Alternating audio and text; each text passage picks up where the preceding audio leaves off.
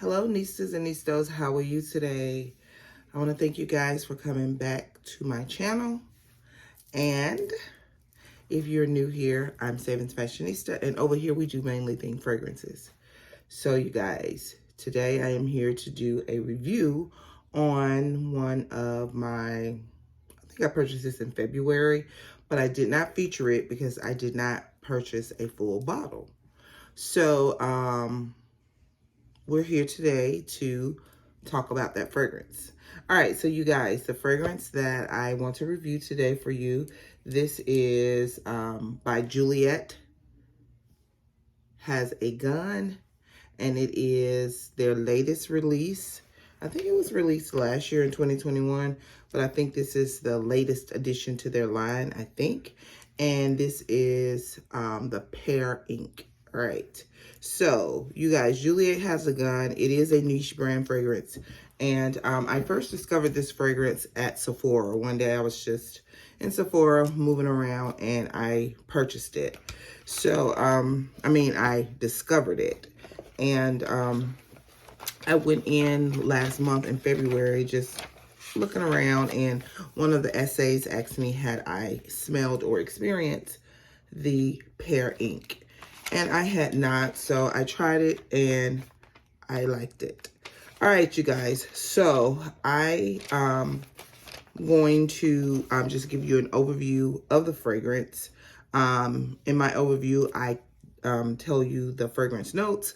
I tell you the fragrance class. I tell you the brand class.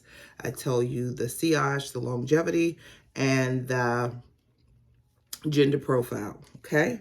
So, Juliette Has a Gun. All right, so I'm going to put a picture of what the actual full bottle looks like.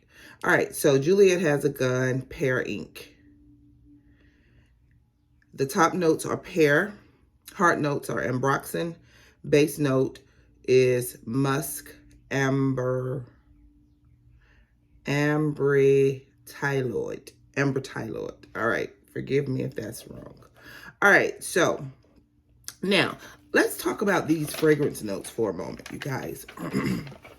That's the thing that I love about fragrances, because you discover and you learn so many things that you probably naturally wouldn't have discovered if you weren't so intrigued by the fragrance. So as you heard, the heart note and the base note, they are both musky notes. So I am a musk lover. I don't know if I've told you guys this, but I love musk. That's probably one of my most favorite notes of a fragrance. So musk. So we have the ambroxan and we have the ambrotyloid. We have the ambrotyloid.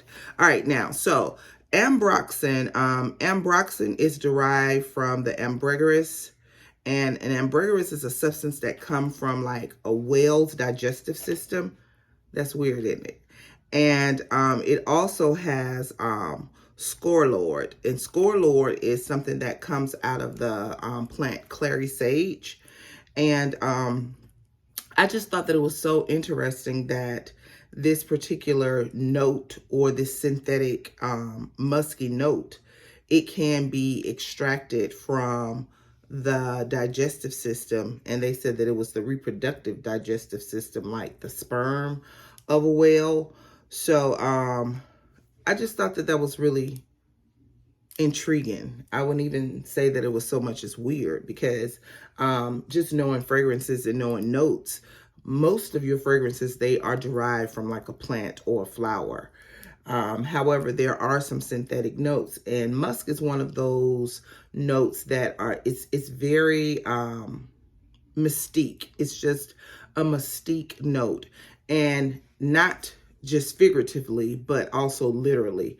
It's just very mystique, because it has been said that most musk notes are synthetic notes, you know, that it was made from a chemical.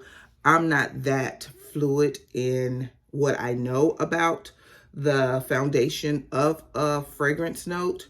So I'm just going to let that sit right there. And if you have any knowledge of musk and musky notes, just leave it in the comments below. So let's just get back into the actual review of the fragrance. All right, so of course the brand class, as I mentioned, it is a niche brand, and it is one of the more affordable niche brands, because I think you can get the 50 ml for like $100, and I think it's like a 70 ml. I don't know the meals, but you can get the small bottle for 100, and I think the larger bottle is like 130, 135, and I paid like $28 for this per size. So it is a more affordable niche brand. So the fragrance class, of course, it is musk. The projection,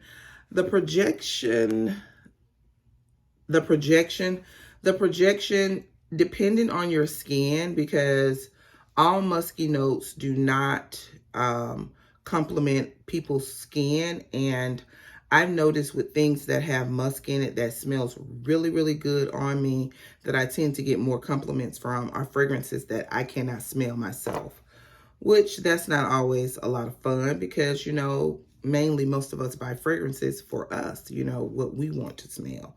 So I would say the projection, it could range anywhere from a 4 to a 6, because this fragrance is definitely a skin fragrance.